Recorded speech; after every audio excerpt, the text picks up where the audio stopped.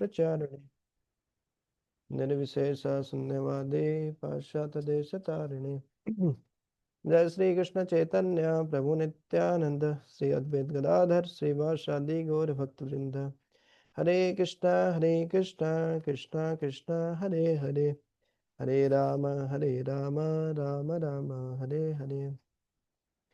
हरे कृष्णा। ग्रंथ राज श्रीमद् भागवतम द्वितीय स्कंद तृतीय अध्याय, और आज हम पढ़ेंगे श्लोक संख्या 18 से। तो 17 श्लोक बहुत महत्वपूर्ण था। क्या था 17 श्लोक? आयुर्हर्ति वै पुंसाम उद्यनस्तम च यनसौ तस्य रीते यत्क्षणम नीतः। उत्तम श्लोक वार्तया। तो अभी अच्छे अच्छे श्लोक बता रहे हैं सुखदेव गोस्वामी जी। जैसे पहले भी बताए थे कि जब हाथ है तो तकिए की क्या जरूरत है। जब हाथ भोजन प्रसाद लेने के लिए दोनों हाथ है, हथेलियों में खा सकते तो बर्तन की क्या जरूरत है। तो उसी श्रृंखला में अभी आगे बता रहे हैं। हरे कृष्ण। हरे कृष्ण प्रभु जी, दंडोत प्रणाम। दंडोत प्रणाम। सर्वः किं न जीवन्ति वस्त्रा किं न श्वस्त्युत न खादन्ति न मेहन्ति किं ग्रामे पशवो परे। क्या वृक्ष पीते नहीं है? क्या लुहार की धोंकनी सांस नहीं लेती? हमारे चारों ओर क्या पशुगण भोजन नहीं करते या वीर्यपात नहीं करते? आधुनिक युग का भौतिकतावादी व्यक्ति तर्क करेगा कि जीवन या इसका कोई भी अंश अध्यात्म विद्या या धर्मशास्त्र विषयक वाद विवाद के लिए नहीं है। जीवन तो अधिकाधिक काल तक खाने पीने, संभोग करने, मौज मस्ती करने और आनंद लूटने के लिए है। आधुनिक व्यक्ति भौतिक विज्ञान की उन्नति के द्वारा सदा सदा के लिए जीवित रहना चाहता है। अधिकतम अवधि तथा जीवन को दीर्घ बनाने के लिए अनेक मूर्खतापूर्ण सिद्धांत हैं, किंतु श्रीमद् भागवत आगाह करती है कि यह जीवन केवल आर्थिक विकास या खाने पीने, मौज उड़ाने के भोगवादी दर्शन के लिए अथवा भौतिकतावादी विज्ञान के विकास के लिए नहीं मिला है। जीवन तो एकमात्र तपस्या के लिए, शुद्धि के लिए मिला है, जिससे मनुष्य इस जीवन के अंत होने पर शाश्वत जीवन में प्रवेश कर सके। भौतिकतावादी इस जीवन को अधिक से अधिक दीर्घ बनाना चाहते हैं, क्योंकि उन्हें अगले जीवन की कोई खबर नहीं रहती। वे इसी जीवन में अधिकतम सुख चाहते हैं, क्योंकि वे अंतिम रूप से सोचते हैं कि मृत्यु के बाद जीवन नहीं होता। जीव की नित्यता के विकास में अज्ञानता तथा भौतिक जगत में आवरण के परिवर्तन में आधुनिक मानव समाज की संरचना में उत्पात मचा रखा है। फलस्वरूप अनेक समस्याएं आ गई है, जिन्हें जिन्हें आधुनिकीकरण मनुष्य की विविध योजनाओं ने द्विगुणित कर दिया है। समाज की समस्याओं को हल करने की योजनाओं ने इन कठिनाइयों को और ही भड़का दिया है। यदि ये मान लिया जाए कि मनुष्य की आयु बढ़कर 100 वर्ष से भी ऊपर हो जाए तो जरूरी नहीं है कि मानव सभ्यता का विकास होगा। भागवत का कथन है कि कुछ वृक्ष सैकड़ों हजारों वर्षों तक जीवित रहते हैं। वृंदावन में एक इमली का वृक्ष है। यह स्थान इमली ताल कहलाता है, जो वहां पर भगवान श्री कृष्ण के समय से स्थित बताया जाता है। कलकत्ते के वानस्पतिक उद्यान में एक बरगद का वृक्ष है, जो 500 वर्ष से भी पुराना कहा जाता है, और विश्व भर में ऐसे अनेक वृक्ष हैं। स्वामी शंकराचार्य केवल 32 वर्ष जीवित रहे और भगवान चैतन्य महाप्रभु केवल 48 वर्ष रहे। तो क्या इसका अर्थ यह हुआ कि उपयुक्त वृक्षों का दीर्घ जीवन शंकर या चैतन्य से अधिक महत्वपूर्ण है? बिना आध्यात्मिक महत्व के दीर्घ जीवन अधिक महत्वपूर्ण नहीं होता। मनुष्य संदेह कर सकता है कि वृक्ष इसलिए जीवित है क्योंकि वे श्वास नहीं लेते, किंतु आधुनिक विज्ञानियों ने यथा बोस ने यह पहले सिद्ध कर दिया है कि पौधों में भी प्राण है, अतएव श्वास लेना वास्तविक जीवन का लक्षण नहीं है। भागवत का कहना है कि लुहार की धोकनी तेजी से श्वास लेती है, किंतु इसका यह अर्थ नहीं है कि धोकनी में प्राण है। भौतिकतावादी तर्क करेगा कि पौधे का प्राण तथा मनुष्य का प्राण एक समान नहीं है। नहीं, क्योंकि पौधा न तो नाना प्रकार के पकवान खा सकता है और न संभोग सुख उठा सकता है। इसके उत्तर में भागवत यह पूछती है कि क्या एक ही गांव में मनुष्यों के साथ रहने वाले कुकर सुकर नहीं खाते या विषय जीवन नहीं बिताते? श्रीमद् भागवत में अन्य पशुओं का जो विशेष उल्लेख हुआ है, उसका अर्थ यह है कि जो पुरुष केवल खाने, श्वास लेने तथा संभोग करने के पार्श्विक जीवन को कुछ बेहतर बनाने में लगे रहते हैं, वे मनुष्य के रूप में पशु होते हैं। बेहतर दिखने वाले इस प्रकार के पशुओं का समाज दुखी मानवता को कभी लाभ नहीं पहुंचा सकता, क्योंकि एक पशु दूसरे पशु को हानि तो पहुंचा सकता है, किंतु कोई विरला ही लाभ पहुंचा सकता है। हरे कृष्ण। अरे तो बहुत ही कठोर शब्दों में सत्य होता है, कभी कभी कड़वा होता है, लेकिन बताना जरूरी होता है। तो महाभारत में भी ऐसा ही एक श्लोक आता है, आहार निद्रा भयमेथुनमेतत् सामान्यमेतत् पशुभिर्नराणाम् धर्मो हि तेषाम् अधिको विशेषो धर्मेण हीना पशुभिः समानः। बोले देखिए जी, जो मनुष्य है और जो जानवर है, चार चीजें तो एक समान ही है उनमें। आहार निद्रा भय मैथुन। आहार हम भी करते हैं, जानवर भी करते हैं। हम भी सोते हैं, निद्रा वो भी सोते हैं। भय, भय लगा रहता है हमको, हमको जानवरों से ज्यादा भय होता है। तो घर बनाते हैं, बहुत कुछ करते हैं भय से रक्षा के लिए। दूसरे देश का आक्रमण नहीं करते, कोई मिसाइल नहीं छोड़ दे एटम बम नहीं फोड़ दे। तो भय तो हमको बना ही रहता है। और मैथुन, मैथुन हम भी करते हैं, जानवर भी करते हैं। तो ये चार काम यदि मनुष्य और जानवर दोनों करेंगे, तो अंतर क्या हुआ मनुष्य में और पशु में? कुछ तो विशेष होना चाहिए। मनुष्य अपने आप को बहुत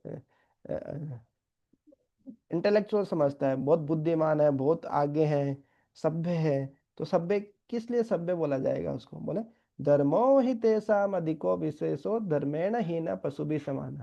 बोले एक धर्म है, धर्म से ही मनुष्य जानवर से अलग बनता है, नहीं तो मनुष्य और जानवर दोनों एक ही हैं। बोले उनके चार चार टांग है, इधर केवल दो टांग है। उधर ये पूंछ है, ये बिना पूंछ का जानवर है बस थोड़ा सा अच्छे से रह लेता है। सोफिस्टिकेटेड एनिमल बोलते हैं इंग्लिश में तो सुखदेव गोस्वामी जी भी ऐसे ही उड़ा रहे हैं, भौतिकतावादी जो संस्कृति है।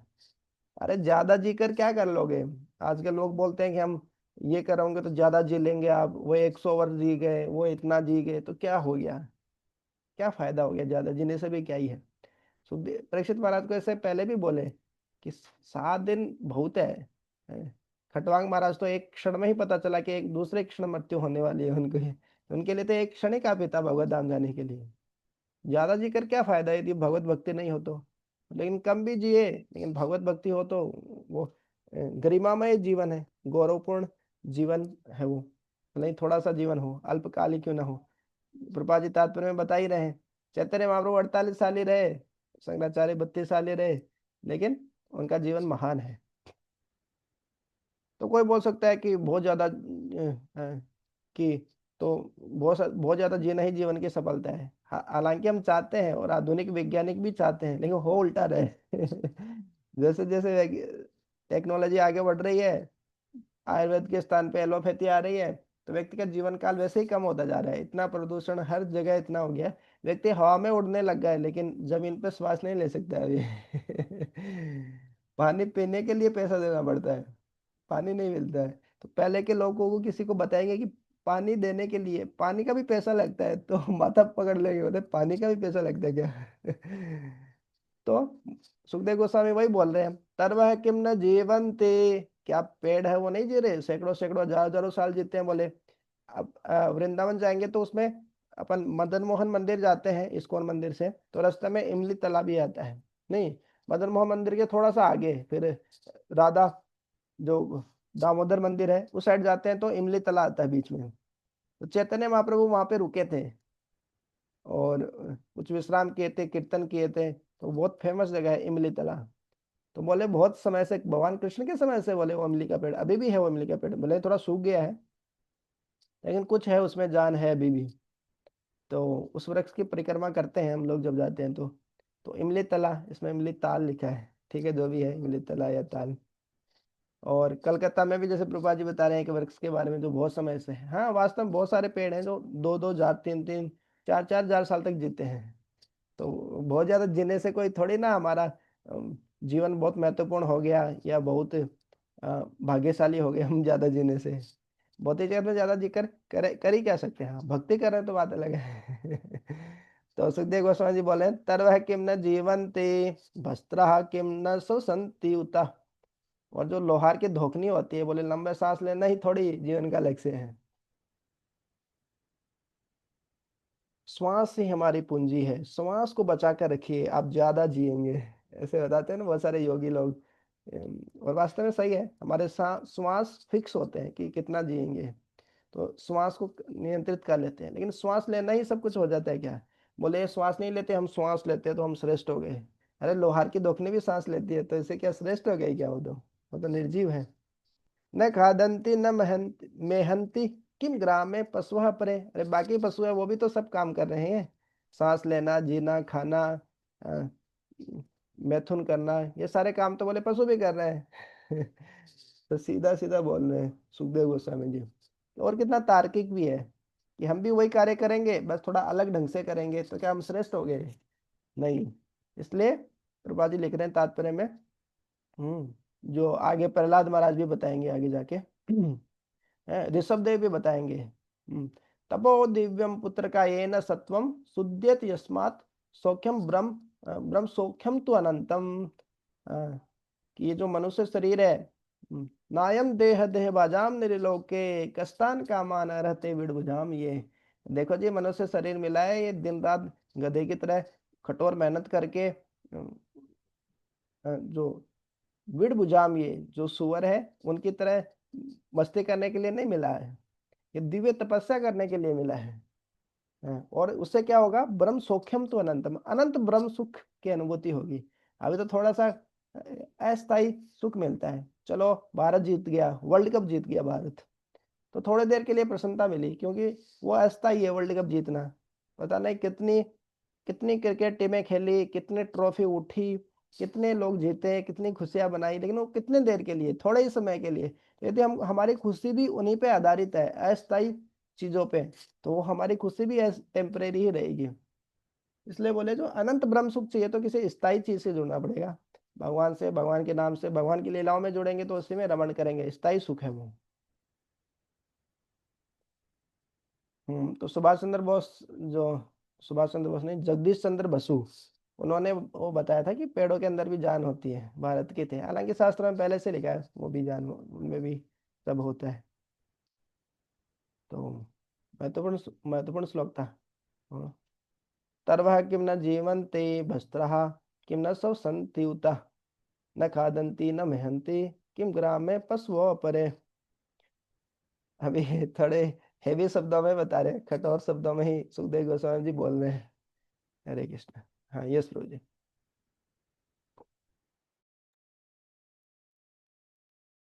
त्वविंगराहष्ट्र हरे संस्तुत पुरुषः पशुः न यत्कर्म पथोपेतो जातु नाम गदाग्रजः।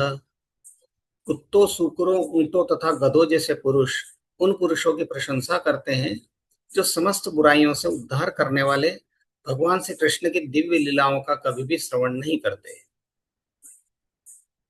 जन सामान्य को यदि जीवन के उच्चतर आध्यात्मिक मूल्यों की शिक्षा नहीं दी जाती तो वे पशु से भी अधम हैं। और इस श्लोक में उनकी समता कुत्तों, शुकरों, ऊंटों तथा गधों से की गई है। आधुनिक विश्वविद्यालय की शिक्षा एक तरह से मनुष्य को कुकरों की मनोवृत्ति प्रदान करती है, जिससे किसी बड़े मालिक की सेवा की जाए। तथाकथित शिक्षा को पूरी कर लेने के बाद तथाकथित शिक्षित व्यक्ति किसी नौकरी के लिए द्वार द्वार कुत्तों की भांति घूमते रहते हैं और उनमें से अधिकतर यह कहकर दुत्कार दिए जाते हैं कि कोई स्थान नहीं है। जिस प्रकार कुत्ते उपेक्षित पशु हैं और एक रोटी टुकड़े के लिए अपने स्वामी की आज्ञापूर्वक सेवा करते हैं, उसी प्रकार मनुष्य भी पर्याप्त फल पाए बिना स्वामी की आज्ञा का पालन करता है। जो लोग खाने के मामले में कोई भेदभाव नहीं बरतते और सभी प्रकार की सड़ी गली वस्तुएं खाते हैं, वे शुकर तुल्य है। शुकरों को मल खाना पसंद है, इस तरह मल पशु विशेष का प्रिय खाद्य है। इसी तरह कुछ पशु या पक्षी पत्थर तक खाते हैं, किंतु मनुष्य सभी तरह की वस्तुएं खाने के लिए नहीं बना। वह तो अन्न, शाक, फल, दूध, चीनी इत्यादि खाने के लिए आया है। पशु आहार मनुष्यों के लिए नहीं है। ठोस भोजन चबाने के लिए मनुष्य में विशेष प्रकार के दांत होते हैं, जिनसे वह फल तथा शाक काट सकता है। मनुष्य के दो कुकर दांत भी होते हैं, जिनसे यदि वह चाहे तो पशु भोजन खा सकता है। यह सबों को ज्ञात है कि एक मनुष्य के लिए जो भोजन है वह दूसरे मनुष्य के लिए विष हो सकता है। मनुष्यों से अपेक्षा की जाती है कि वे भगवान श्री कृष्ण को अर्पित भोग के बचे कुचे अंश को ग्रहण करेंगे और भगवान पत्र पुष्प फल आदि ग्रहण करते हैं।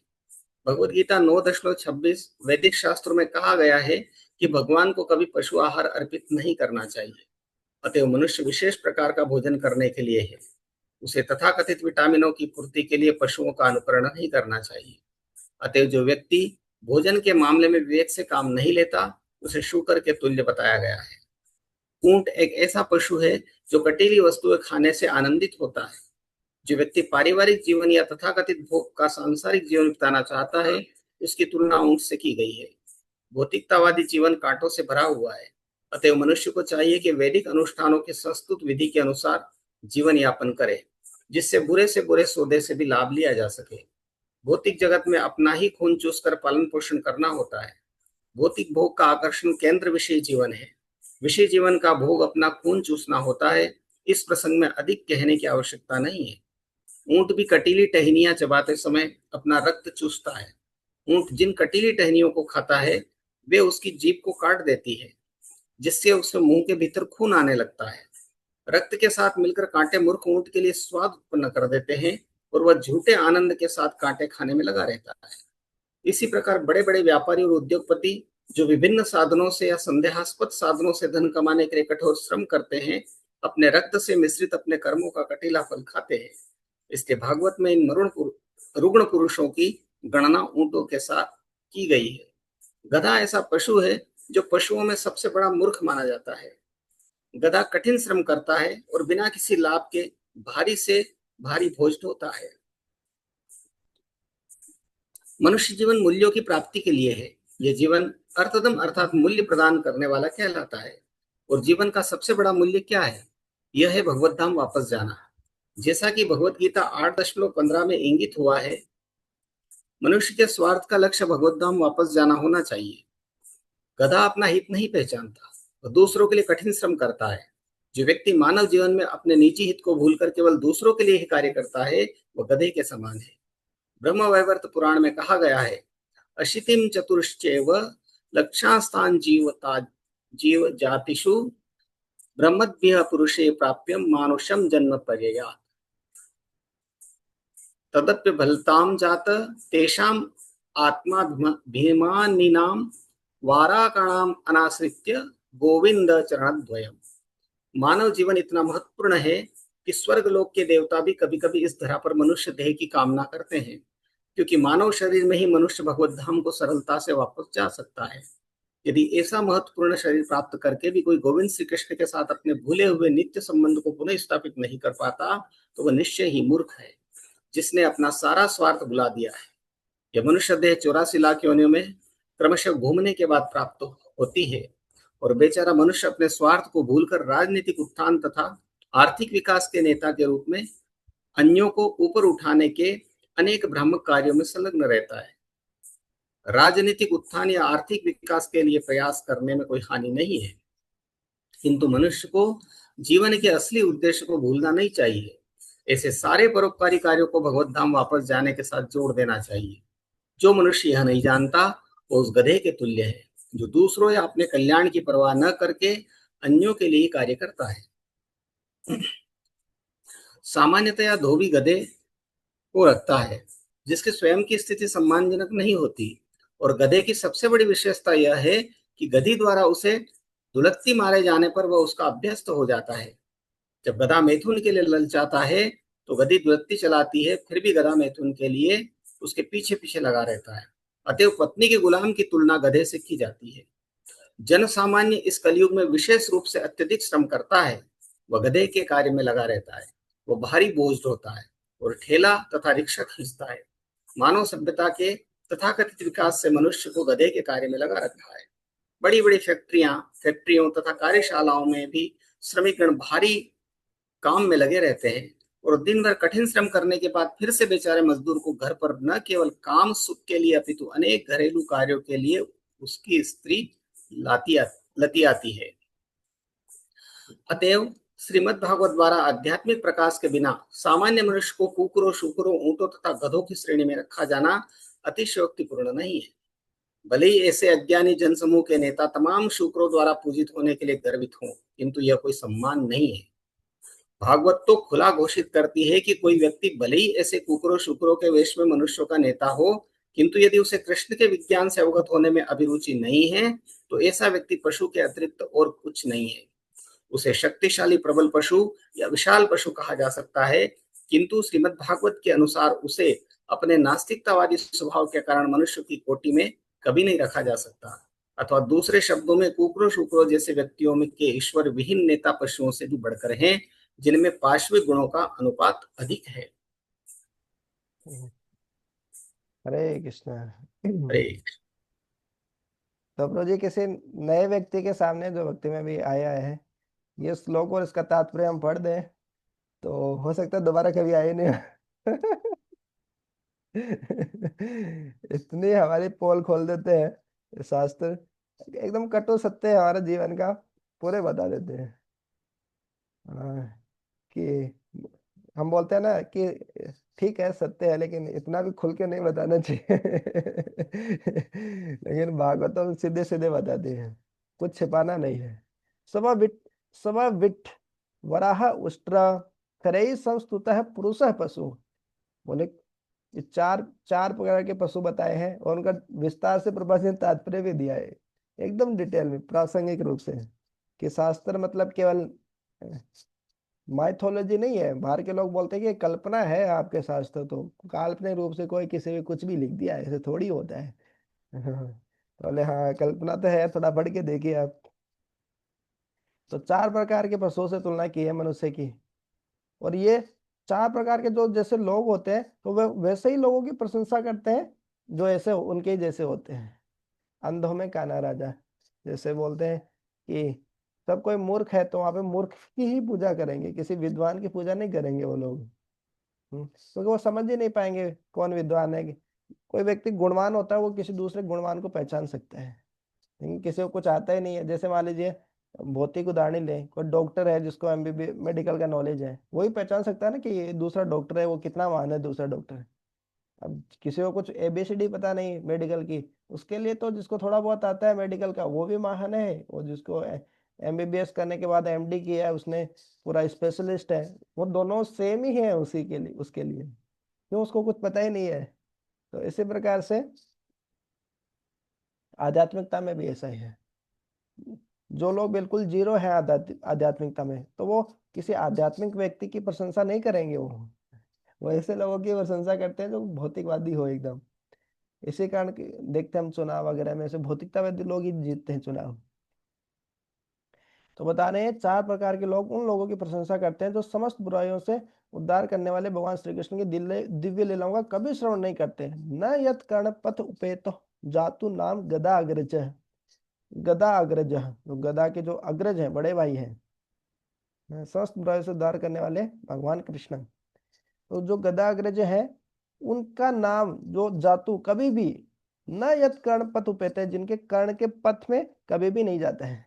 कर्ण का पथ मतलब जैसे जगन्नाथ स्वामी, रथ यात्रा में हम गाते हैं जय जगन्नाथ जय जगन्नाथ, जय जगन्नाथ स्वामी जय जगन्नाथ, जगन्नाथ फिर जगन्नाथ स्वामी नयन पथगामी, नयन पथगामी भवतु में।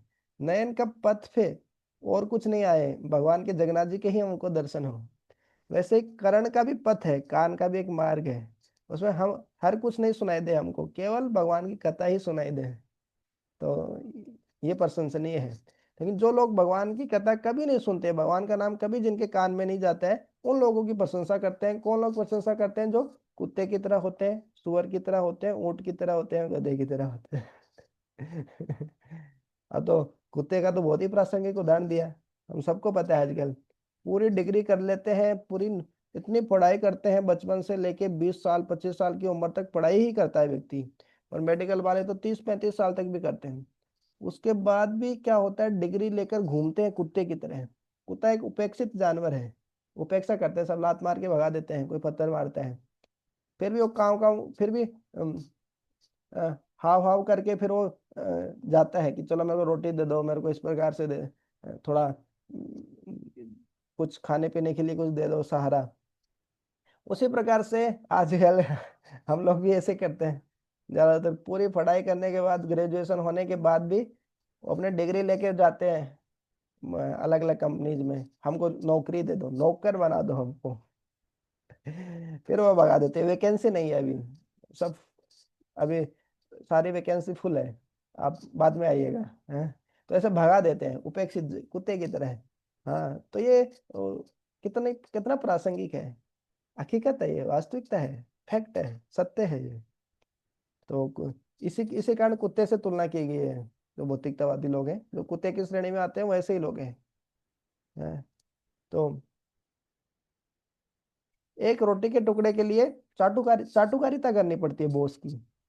बहुत सारी कंपनियों में बहुत सारे देखे, उनको 10,000 रुपये, 5,000 रुपये, इतने इतने रुपए देते हैं, और उसके लिए भी बॉस की कितनी चाटुकारिता करनी पड़ती है उनको।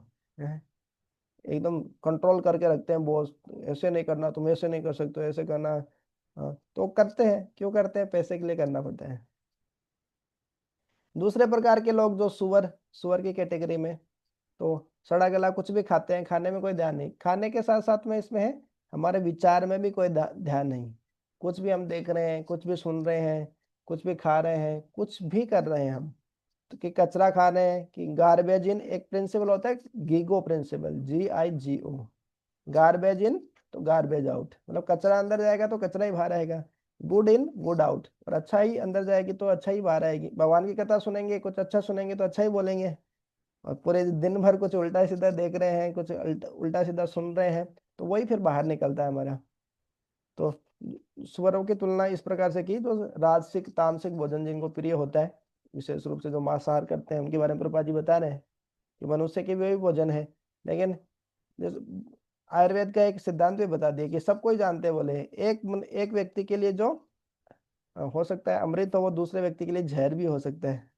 आयुर्वेद का सिद्धांत है। भोजन में भी कई बार ऐसा होता है कि एक व्यक्ति के लिए जो अमृत है, जिसकी बॉडी को सूट हो रहा है वात पित्त कफ के अनुसार, हो सकता है वही चीज को दूसरा व्यक्ति खाए तो मर जाए। हम्म, तो ऐसा ही दूसरे जानवरों का जो भोजन है पशुहार, वो मनुष्य के लिए नहीं है, मांसाहार विशेष रूप से। मतलब विटामिन के लिए, प्रोटीन के लिए तो खाना ही पड़ता है मांस, नहीं तो काम ही कैसे चलेगा हमारा, ऐसे बोलते हैं लोग। लेकिन वो शुक्र के तुल्य है। और फिर ऊंट के बारे में बताएं, रेगिस्तान का जहाज ऊंट।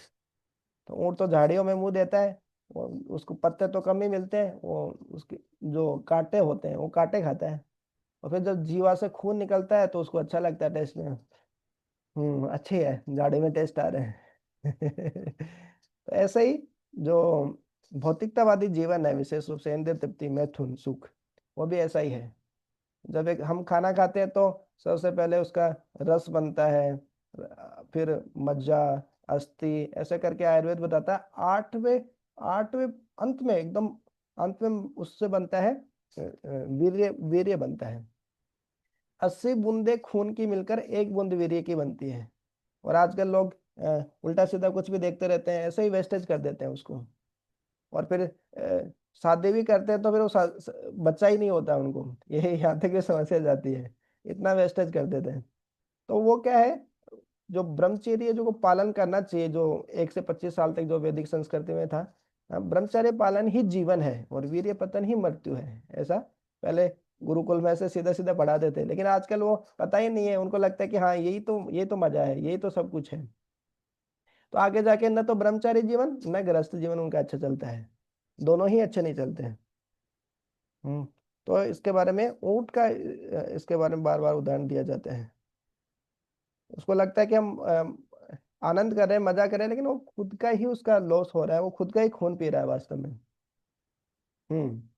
उसके बाद में गधे की तुलना। तो गधा तो हम पे में से कभी एक दूसरे में गुस्सा आता तो वो बोल ही देते, गधे हो तुम। गधे हो, मतलब अक्ल नहीं है। एक रोटी के लिए एक मूली गाजर आगे लटका देता है वो धोबी, फिर वो उसके लिए भागता रहता है, ऊपर कितना सारा उसके ऊपर बोझ ला देता है, फिर भी वो उसको लगता ही नहीं नहीं, ये मेहनत नहीं करूंगा तो गाजर मेरे को मिलेगी नहीं।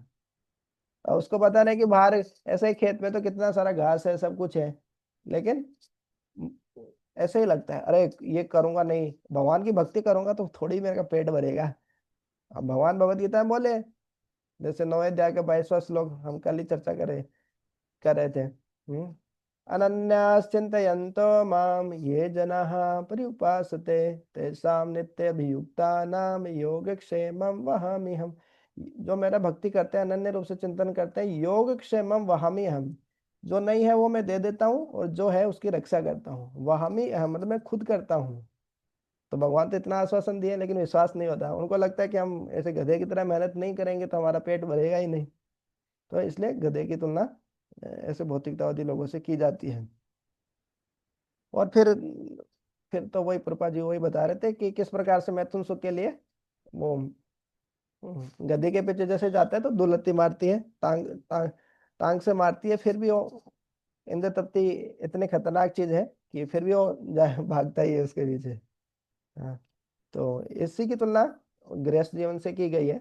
गृह मेधि जीवन, वास्तव में गृहस्थ तो बहुत आदरणीय जीवन होता है, प्रशंसनीय, भगवान की भक्ति करते हैं गृहस्थ आश्रम में। तो गृहमेधी जीवन में भी इसी प्रकार से होता है, कठपुतली हो बन जाता है। जो पति है वो पत्नी का कठपुतली बन जाता है वो, और खुद का कोई विवेक बुद्धि उसमें होती नहीं।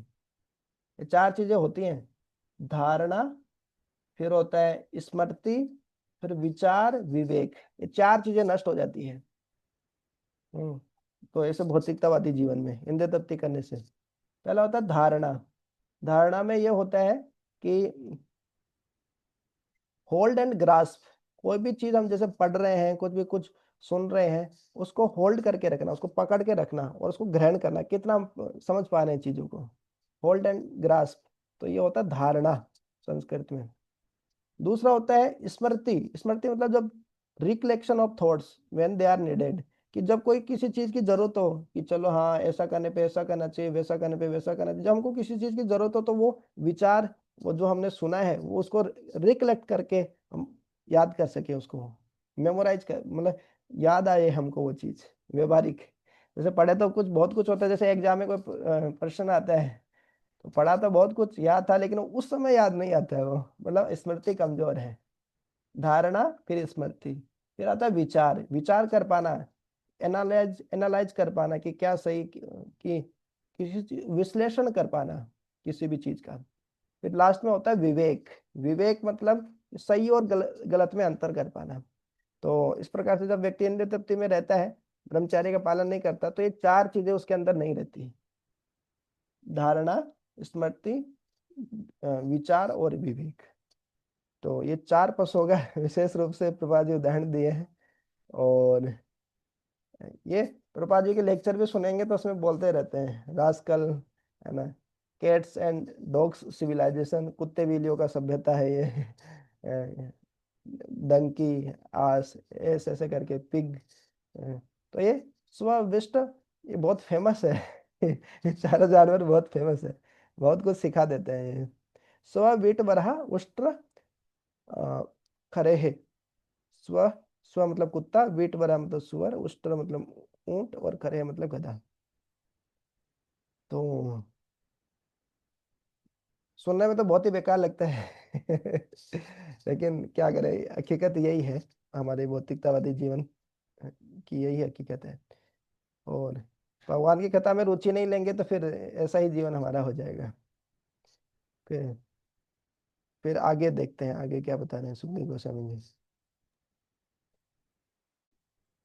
विलेवतोरु क्रम विक्रमान्ये न श्रवणत कर्ण पुटे नरस्य जिह्वा सतीदार्दुरिकेव सूत न जो न चोपगायत यत्युर्गाय गाथा।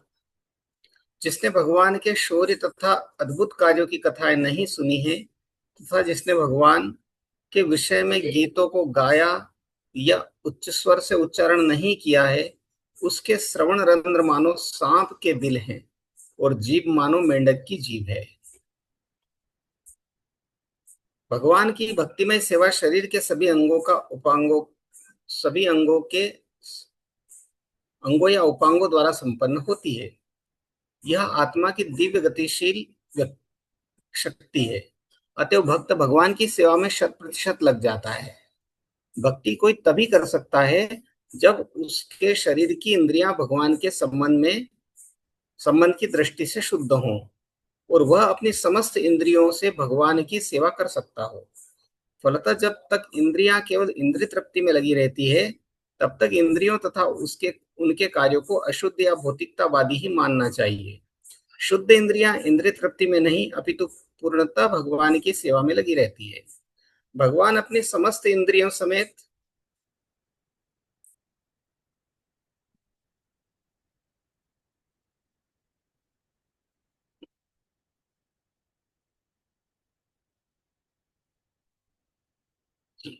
भगवान अपनी समस्त इंद्रियों समेत परमेश्वर हैं और सेवक जो भगवान का अंश स्वरूप है वह भी उन्हीं इंद्रियों से युक्त होता है। भगवान की सेवा इंद्रियों का नितांत शुद्ध उपयोग है, जैसा कि भगवत गीता में कहा गया है। भगवान ने पूर्ण इंद्रियों से उपदेश दिया और अर्जुन ने पूर्ण इंद्रियों से उसे ग्रहण किया। इस प्रकार यह गुरु तथा शिष्य के मध्य ज्ञेय तथा तार्किक ज्ञान का पूर्ण विनिमय था। आध्यात्मिक ज्ञान कोई विद्युत आवेश नहीं है जो गुरु से शिष्य में प्रवेश करता है, जैसा कि कुछ प्रचारक मूर्खतावश दावा करते हैं। प्रत्येक वस्तु ज्ञान तथा तर्क से पूर्ण है और गुरु तथा शिष्य के मध्य विचारों का आदान प्रदान तभी संभव है जब उसे विनीत भाव तथा सच्चाई से ग्रहण किया जाए। चैतन्य चरितामृत में कहा गया है कि मनुष्य को चाहिए कि बुद्धि तथा पूर्ण चेतना से युक्त होकर भगवान चैतन्य की शिक्षाएं ग्रहण करे, जिससे वह महान ध्येय को तर्क द्वारा समझ सके। जीव की विभिन्न इंद्रियां अशुद्ध अवस्था में संसारी कार्यों में संलग्न रहती है। यदि उसके कान भगवत गीता या श्रीमद् भागवत का श्रवण करते हुए भगवान की सेवा में नहीं लगे रहते, तो यह निश्चित है कि उसके कानों के छेद कूड़ा करकट से भर जाएंगे। अतएव भगवत गीता तथा श्रीमद् भागवत के संदेशों का प्रसार उच्च स्वर से विश्व भर में होना चाहिए। यह उस शुद्ध भक्त का कर्तव्य है जिसने यही सही स्रोत से उनके विषय में श्रवण किया है। बहुत से लोग दूसरों से कुछ बोलना चाहते रहते हैं, लेकिन चूंकि उन्हें वैदिक विद्या के विषय में बोलने की शिक्षा नहीं दी गई रहती, अतः वे व्यर्थ की बातें करते हैं और लोग उन्हें बिना समझे सुनते रहते हैं। सांसारिक खबरों को फैलाने के एक नहीं सैकड़ों हजारों साधन हैं और संसार भर के लोग उन्हें ग्रहण भी करते रहते हैं। इसी तरह संसार भर के लोगों को भगवान की दिव्य कथाएं सुनने के लिए शिक्षा दी जानी चाहिए और भगवान के भक्त को चाहिए कि उच्च स्वर से बोले, जिससे लोग सुन सके। मेंढक उच्च स्वर से टर्राते हैं, जिसके कारण वे सांपों को आमंत्रण देते हैं जो उन्हें खा जाते हैं। मनुष्य को विशेष रूप से वैदिक मंत्रों के उच्चारण के लिए जीभ प्रदान की गई है, मेंढकों के समान टर्राने के लिए नहीं। इस श्लोक में प्रयुक्त असती शब्द भी महत्वपूर्ण है, जिसका अर्थ है ऐसी स्त्री जो वेश्या बन गई है। वेश्या अपने उत्तम स्त्री गुणों के लिए विख्यात नहीं है। इसी प्रकार जीव को मनुष्य को वैदिक मंत्रों के उच्चारण के लिए मिली है। वेश्या मानी जाएगी यदि उसे किसी सांसारिक प्रलाप के लिए प्रयुक्त किया जाए। हरे कृष्ण। तो बता रहे हैं, बिले बिले बत उरु कर्मा विकर्मान ये कि न शृण्वतः कर्णपुटे नरस्य कर्णपुटे नरस्य। एक गान है, गोविंद दामोदर अष्टकम। तो उसमें उसमें भी गोविंद दामोदर माधवेति करार विंदे न पदार विंदम कर्णपुट से उसमें ये शब्द आता है। तो वास्तव में जो कर्णपुट है, कान के जो ये जो छेद है, हमारे कान के जो कर्ण है, मनुष्य उस कानों के ये छेदों के माध्यम से यदि भगवान के बारे में नहीं सुन रहे हैं, उरु क्रम विक्रमान जो भगवान है उनके बारे में यदि नहीं सुन रहा है, तो वो कैसे है, बिल बत, वो सांप के बिल के जैसे वाले हैं, सांपों के बिल के समान है। मतलब सांपों के बिल मतलब कि एक तो सांप के जो बिल होते हैं, सांप खुद बिल नहीं बनाते, चूहों के बिल में जाते हैं। और दूसरा है कि सांप सांप के कान नहीं होते हैं, उसके दो छेद होते हैं, दोनों साइड दो छेद होते हैं, उनसे सुनाई नहीं देता उनको। वो कंपन जो वाइब्रेशन है उन्हीं को महसूस कर पाते हैं जो सांप जो होते हैं। तो कोई चलता है तो तो उसके जो स्पंदन है उसको वो महसूस कर लेता है, लेकिन सुनाई नहीं देता है। तो ऐसे ही हमारे कान भी वही है, यदि भगवान की कथा हमको सुनाई नहीं देती, सुनाई देती है तो हम जबरदस्ती, यार ठीक है छोड़ो, एक सुना हुआ है पता है, हरे कृष्ण महामंत्र जब करना चाहिए, छोड़ो क्या प्रभुपाद जी क्या बोल रहे हैं लेक्चर में, छोड़ दो। तो ऐसे हम भी ऐसे सोचते हैं। तो हमारे भी वो सांप के वो बिल्ली है वे, जिसका कोई मतलब नहीं है वास्तव में। जीवा असती दार्दुरिके व सुत। जीवा जो है उसको असती, सती नारी नहीं है वो, असती नारी है। असती नारी मतलब वेश्या से तुलना की। हम वेश्या मतलब कि वेश्या की कोई पूजा नहीं होती है, वेश्या को ऐसे उपेक्षा की दृष्टि से देखा जाता है, क्योंकि उसका जो काम करना होता है, उसको जो शादी करके जो माँ का रोल, माँ की भूमिका जो निभानी थी, जिम्मेदारियां लेनी थी, वो नहीं ले रही है, क्योंकि गंदा उल्टा काम कर रही है। तो वो जीवा भी जो भगवान का नाम जप करना था, भगवान का नाम जो उच्चारण करना था, भगवान के बारे में लोगों को बताना था, वो नहीं करके हम दुनिया भर की बातें करते हैं, तो वो जीवा भी असती वैसा के समान उस जीवा की तुलना की गई है। और ये जीवा और क्या बताया, दार्दुरिका ईवा। दार्दुरिका मतलब मेंढक। टर टर इस तरीके से बारिश के मौसम में भी जब आएगा तो बहुत आवाज करते हैं। तो बोले ऐसे आवाज करने से क्या होता है जी, ऐसा आवाज करने से सांप आ जाते हैं, सांपों को स्पंदन से पता चल जाता है कि यहाँ पे मेंढक है, और वहां पे आके उस मेंढक को खा लेते हैं वो। तो हम भी जीवा के माध्यम से भगवान के बारे में चर्चा नहीं करके, श्रोतव्यादिनी राजेंद्र नृणाम संति सहस्त्र स, तो हमने पहले ही सुना। सुनने के लिए, बोलने के लिए हमारे पास में युद्ध चल रहा है अभी, स्पोर्ट्स है, बॉलीवुड है, ये नई मूवी आई है, ये वो आई है, गांव में ये हो रहा है, उस व्यक्ति ने वो गलत काम कर दिया, वो कांड कर दिया। तो ऐसी बातें करने के लिए हमारे पास बहुत सारी बातें हैं जीवा का। हाँ, तो जीव इसलिए जीवा असत्य है, और मेंढक के समान हम भी टर टर करते रहते हैं और मौत को आमंत्रण दे रहे हैं। हमारा जीवन तो निकला ही जा रहा है, निकल ही गए सभी के। यहाँ पे जो है लगभग 30 साल, 40 साल, 45 साल तक निकल गए हैं सबके। तो इतने 20-30 साल और बचे हैं। तो क्या ऐसे ही मेंढक की तरह टर टर करके हम निकाल देंगे? हम्म। हाँ, यदि यदि हम नहीं करेंगे तो, हाँ, भगवान का नाम जप नहीं करेंगे, भगवान की कथाएं नहीं बोलेंगे, तो ऐसा ही निकल जाएगा। न च उपगायति उरुगाय गाथा। यदि भगवान की गाथा नहीं गाएंगे, भगवान के बारे में नहीं बोलेंगे, तो वो वैसा ही हो जाएगी। जीवा और ये कान, दोनों के बारे में बता दिया, जीवा और कान। अब ये हर एक अंग के बारे में बताएंगे कि सब अंग बेकार है यदि भगवान की सेवा में नहीं लगाए गए तो। हम्म। लेकिन अभी समय हो गया है, तो हमारे सिद्धर प्रभु जी हैं क्या? सिद्धर प्रभु जी नहीं है, तो जब सिद्धर प्रभु जी नहीं रहेंगे तो हम राठौड़ प्रभु जी से ही सुनेंगे। रामनवमी आ रही है प्रभु जी, और जब तक रामनवमी आती है तब तक हम डेली कुछ 10-15 मिनट अ, राम कथा सुनेंगे आपसे। या तो श्रीधर प्रभु जी रहेंगे तो वो नहीं रहेंगे तो फिर आपसे सुनेंगे। तो 8:48 हो रही है, 8:55, 10 मिनट तक सुन सकते हैं अपन, चर्चा कर सकते हैं 8:57 तक। फिर आपकी 9 बजे से क्लास शुरू हो जाती है। हरे जी प्रभु कृष्णा। जी। हरे कृष्णा। हाँ, हरे कृष्ण देश प्रभु जी, आप सुनाना चाहते हैं क्या? क्या? आप सुनाना चाहते हैं क्या राम कथा? नहीं, कुछ बोलना चाह रहे हैं, बताइए प्रभु जी। कुछ समझ में नहीं आया क्या बोल रहे हैं आप। ओ, ठीक है ठीक है। प्रभु जी। ठीक है प्रभु जी, हरे कृष्ण। तो राठौड़ प्रभु जी आप रेडी हरे हैं क्या कृष्णा। प्रभु जी? जी प्रभु जी, हरे कृष्णा, दंडवत प्रणाम। आप तो कभी भी बोलो, आपको सुनाई देंगे आप तो। ठीक है प्रभु जी। जैसे अभी यहाँ पर अभी जो आपने बताया जो प्रभुपाद जी तात्पर्य में बता रहे थे, कुकरो शुक्रो की बात थी, तो एक नीति श्लोक का श्लोक याद आता है। येषाम न विद्या न तपो न दानम, ज्ञानम न शीलम न गुणो न धर्म, ते मृत्युलोके भुवि भारभूत मनुष्य रूपेण मृगाश्चरन्ति। तो ये भी श्लोक यही बताता है कि इस प्रकार की जिनमें भावना, ये सद्गुण नहीं होते हैं, वे मनुष्य नहीं, मनुष्य के रूप में जानवर हैं। जहाँ रामचरितमानस के बारे में प्रभु जी आपने जैसा कि अ, आदेश किया मुझे, तो मैं आज ही का प्रसंग सुनाना चाहता हूँ। कि एक सत्यकेतु नाम के राजा के पुत्र थे जिनका नाम था प्रताप भानु, और अरिमर्दन दो भाई थे वे। बड़े का नाम प्रताप भानु था। प्रताप भानु ने राजकाज संभाला और कुछ ही समय में वे चक्रवर्ती सम्राट बन गए, और नीति, धर्म और न्याय के अनुसार वे अपने शासन को चलाते थे। उनकी प्रजा बड़ी सुखी थी।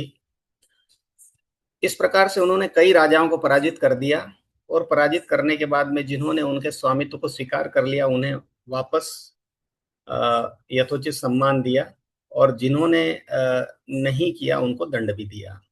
तो इस प्रकार से ऐसा बताते हैं कि एक राजा जो उनसे हार करके जंगल में चला गया था, वहां पर उसने उनसे बदला लेने के लिए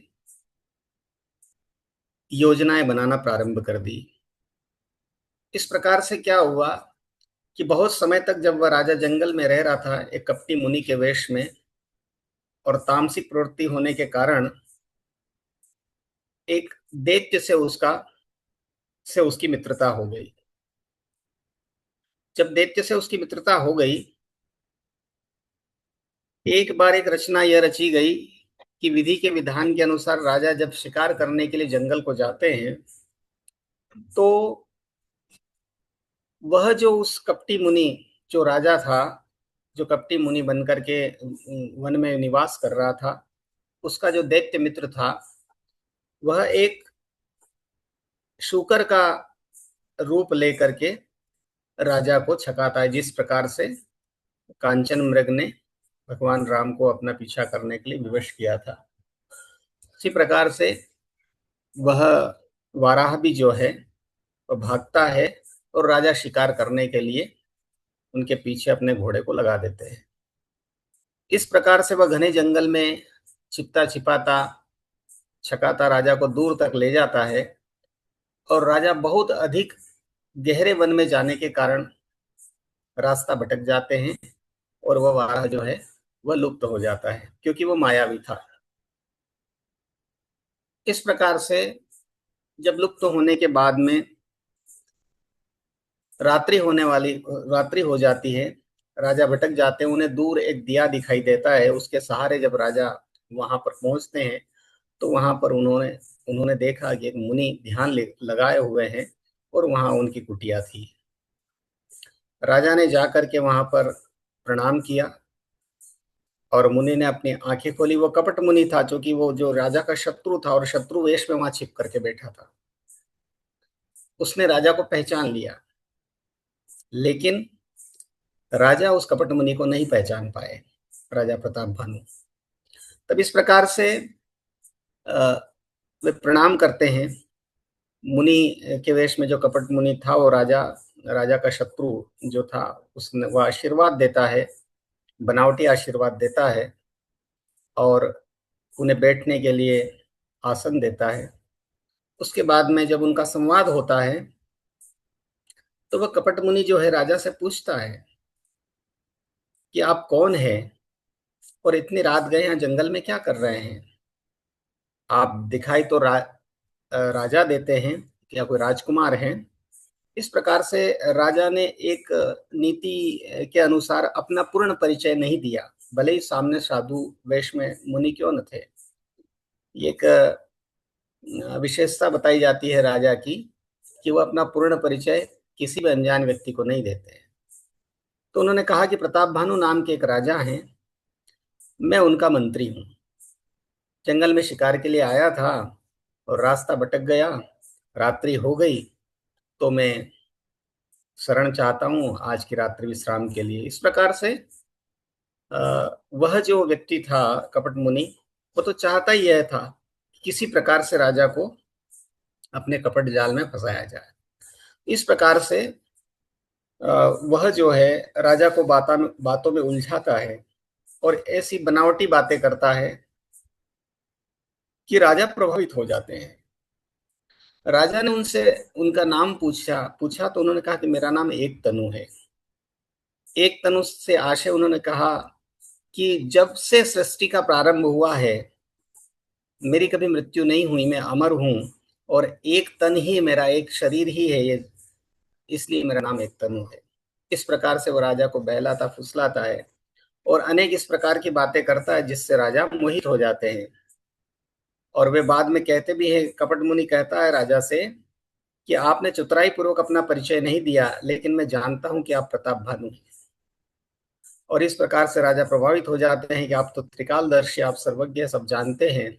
उन्होंने ये भी कहा कि आप वहां के राजा हो, आपके पिताजी का ये नाम है, आदि आदि बातें कर करके राजा को प्रभावित कर लिया। फिर जब राजा ने जिज्ञासा जाहिर करी कि किस प्रकार से मैं निष्कंटक राज कर सकता हूँ और लंबी अवधि तक मैं अपने राजकाज को चला सकता हूँ, तो कपट मुनि ने यह कहा कि आप ऐसा करिए कि यदि आप ब्राह्मणों को वश में कर लेते हैं तो आप, क्योंकि हर कोई व्यक्ति जो है, हर सभी पे आप विजय प्राप्त कर सकते हैं किंतु ब्राह्मणों पर नहीं। पर यदि ब्राह्मणों को आप वश में कर लेते हैं तो आप अजय हो जाएंगे। इस प्रकार से उसने माया रची और कहा कि यदि आप 1 वर्ष तक ब्राह्मणों को प्रतिदिन भोजन करवाएं, अपने हाथों से परोसें, और मैं यदि भोजन बनाऊं, तो इस प्रकार से लंबी अवधि तक, लंबे समय तक आप जो है राजकाज कर सकते हैं, अनादिकाल तक। इस प्रकार से राजा, जो लालसा व्यक्ति की होती है अमृत अमरत्व की और इसके अतिरिक्त चक्रवर्ती सम्राट की, उस लालच में राजा जो कपट मुनि की बातों में आ जाते हैं और इस प्रकार से वो कहते हैं कि मैं स्वयं आऊंगा आपके यहाँ आपका पुरोहित बन करके, और इस प्रकार से मैं स्वयं भोजन बनाऊंगा। इस तरह से क्या होता है कि फिर अधिक रात्रि हो जाती है बात करते करते, तो वह कहता है कपट मुनि कि आप विश्राम कीजिए और मैं अपने तप बल से आपको घोड़े सहित आपके जो है वहां पर राज्य में पहुंचा दूंगा, नगर में पहुंचा दूंगा। और फिर जो है राजा को नींद आ जाती है, तब वह अपने दैत्य मित्र को बुलाता है, और इस प्रकार उस दैत्य का नाम था काल केतु, उसको बुलाता है और फिर वह जो अपनी मायावी शक्ति से राजा को घोड़े सहित अपने राज्य में पहुंचा देता है। सुबह जब होती है तो राजा को बड़ा आश्चर्य होता है और उनकी श्रद्धा तथा और बढ़ जाती है। ये मैंने आज रामचरितमानस में प्रभु जी पढ़ा था, जो मैंने आपको सुनाया अभी, यहीं तक पढ़ा है। अब राजा अपने राज्य में पहुंच चुके हैं, उसके पश्चात आगे की घटना में कल फिर पढ़ूंगा, और समय भी होने जा रहा है। हरे कृष्णा, दंडवत प्रणाम। ठीक है रोजी। तो अभी तो ये कंप्लीट नहीं हुई, फिर मतलब कंटिन्यूशन में चलेगी अभी। ये जो प्रताप भानु ही जो रावण हुए थे, अच्छा, अगले और जन्म। अरिमर, हाँ, जो वैसे जय विजय को भी शाप मिला था, तो हम्म, ये पहले जन्म में जो है राजा प्रताप भानु को शाप, फिर ब्राह्मण शाप देते हैं, हम्म, और शाप दे देते हैं क्योंकि भोजन जो है वो अवांछित तत्व उसमें मिला दिया जाता है। पर ब्राह्मणों को पता चल जाता है, आकाशवाणी होती है, शाप देते हैं, और शाप देने के बाद में राजा को शाप दे दिया जाता है कि आप राक्षस हो जाएं 3 जन्मों तक। तो पहले जन्म में रावण बनता है, रावण, और उसका भाई अरिमर्दन जो है वो कुंभकर्ण, और इस प्रकार से फिर अगले जन्म में कंस और हिरण्यकश्यप आदि, इस प्रकार से 3 जन्मों तक राक्षस बनते। ये साप दिया था, तो पहले प्रताप भानु राजा थे वे। हरे कृष्ण, दंडवत। जी ठीक है, तो नेक्स्ट अपन कल पढ़ेंगे। अच्छा, नीति शास्त्र का एक और श्लोक के इससे संबंधित मेरे को भी याद है। हाँ, उष्ट्राणाम च विवाहेषु गीतम गायन्ति गर्दभः परस्परम प्रशंसन्ति अहो रूपम अहो ध्वनि। कि ऊंट और ऊंट के विवाह में जो गधे हैं वो गीत गा रहे हैं और परस्पर परस्पर एक दूसरे की प्रशंसा कर रहे हैं। ऊंट बोलता है कि अहो रूपम, हे गधे तुम्हारा क्या सुंदर रूप है। और जो गधा है वो ऊंट है वो बोलता है कि अहो ध्वनि, हाँ क्या सुंदर आवाज है आपकी। तो इस प्रकार से भौतिकतावादी लोग एक दूसरे की प्रशंसा करते रहते हैं। समस्तुत है जो 4 प्रकार के लोग श्लोक में जैसे बताया था। ठीक था ना ब्रजे? ठीक है, ऐसा बात करते हैं। ग्रंथ राज श्रीमद् भागवतम की जय, श्रील प्रभुपाद की जय, निताई गौर प्रेमानंदे, हरि हरि बोल।